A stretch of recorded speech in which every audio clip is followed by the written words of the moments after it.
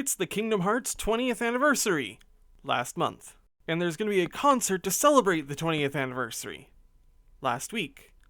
And not broadcast live. And I know everybody's hoping for really big announcements, but there's no way they're going to announce anything important at a private event.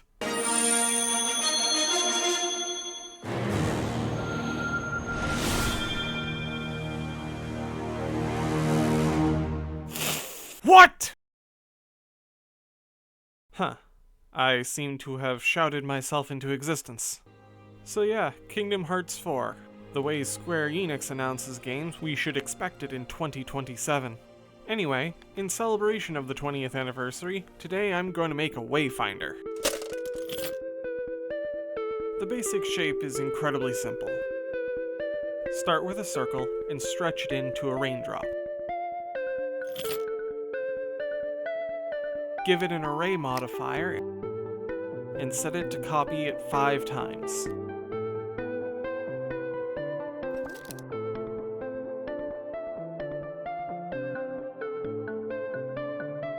Then I duplicated that and gave it a skin modifier.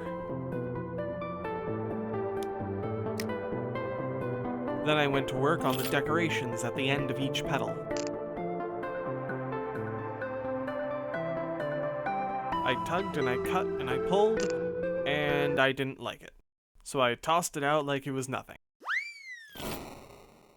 I had a better idea of what I wanted to do, so I started over. Doing the same thing over again, but better this time.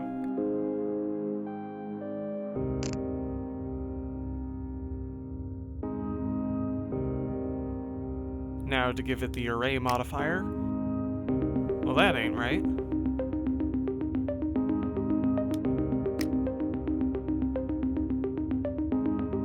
I want the insides of the petals to be separate pieces.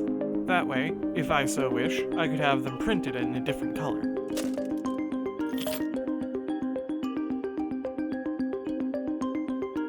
I boolean out a pair of cylinders on each petal for the tie strings to go through. The tie strings in this case just being 2 loops.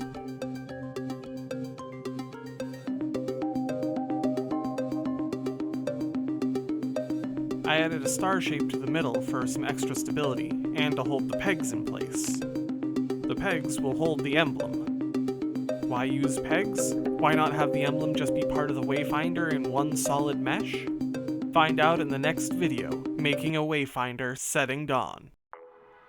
You know, nobody actually says what this emblem is called in-game, but everybody online just seems to call it the Master Emblem. I take a square, rotate, shift, and mirror. Take some verts from that, add a skin modifier to this line, make the skin real, adjust, and extrude. Now there's a cutout piece for the heart shape. But Blender had some issues with that. I fixed that by using loop cuts and merging verts.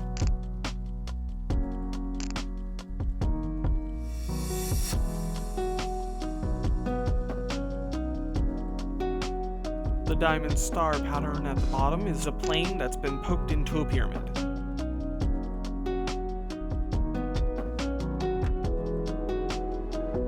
Duplicate, rotate, stretch it longer, repeat.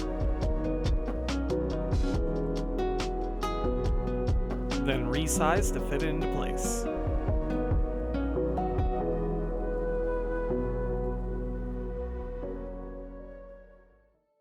Now on to why I included the pegs. I'll make the emblems from each faction, and then I can just swap them out on the fly.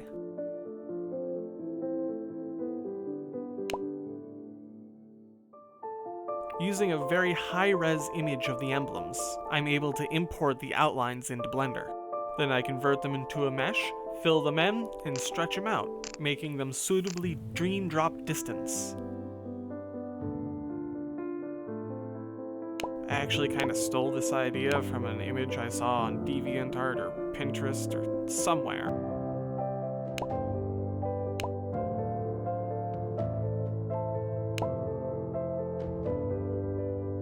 And and with the peg holes in the same place, they can be swapped out anytime. And now the Wayfinder is basically done.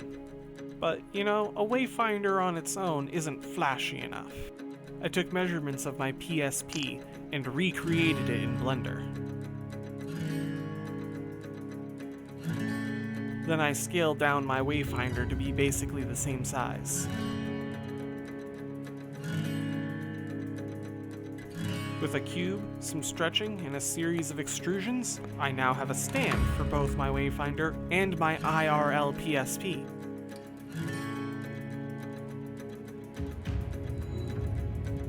Is it too simple, too practical, too real?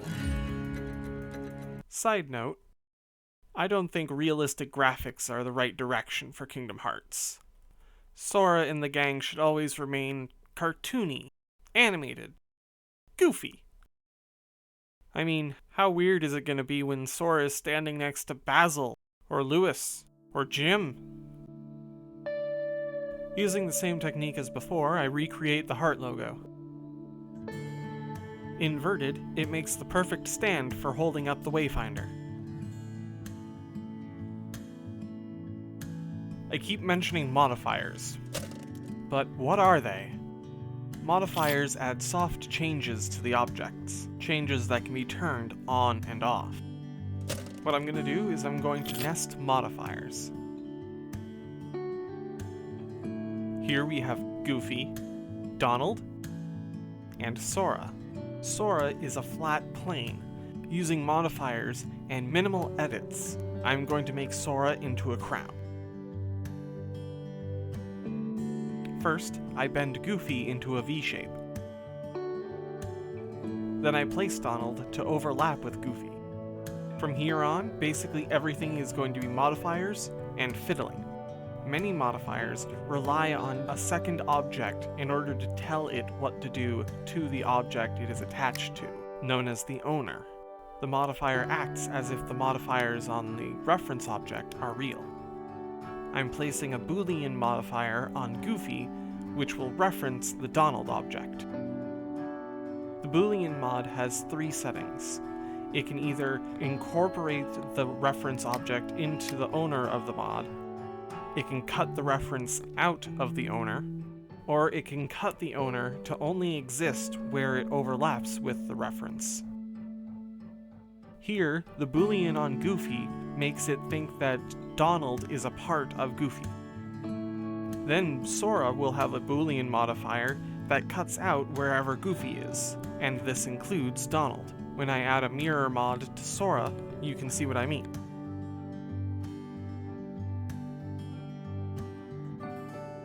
When you enter edit mode, the Boolean isn't visible anymore. So when I edit Goofy, his Boolean with Donald doesn't show up, and therefore it doesn't show up on Sora.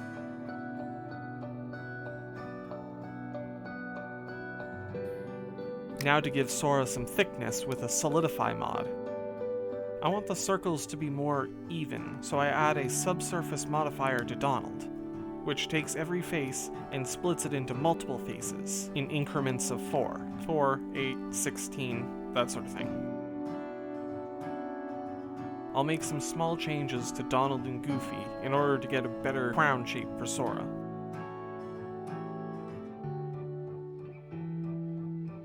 And even after I hide Goofy and Donald, you can still see the effects on Sora. And you can see, without the mods, Sora is still just a plane. I parent Donald and Goofy to Sora, so that when I move Sora, we won't have any problems. We have a problem. The Boolean mod can be kind of picky, and sometimes it doesn't like it when you don't have enough geometry. I'll just add some loop cuts to Donald. Fricking Donald. Why did the problem only show up after parenting? I can scale and reposition Sora, and Donald and Goofy will change along with him. Otherwise, the places where Sora and Donald and Goofy all overlap would change, and that would change how the Boolean modifier would act. Again, Sora is still just plain old Sora, but with the mods, he is now a crown. Mods can be very useful. Got it memorized? The crown will make a good back for the stand. but I can't help but feeling it's still not Kingdom Hearts enough. Maybe crowns? After some internal debate about what to put in the front, I decided to go with the Roman numerals used for the Kingdom Hearts numbering. It's a plane that gets extruded out, then I bevel some corners. The bevel function turns a single vert or edge into multiple verts or edges, and fills in the space between, and the shape that they take can be customized. I had to do some rotating and adjusting all the way up to the point where I didn't care anymore.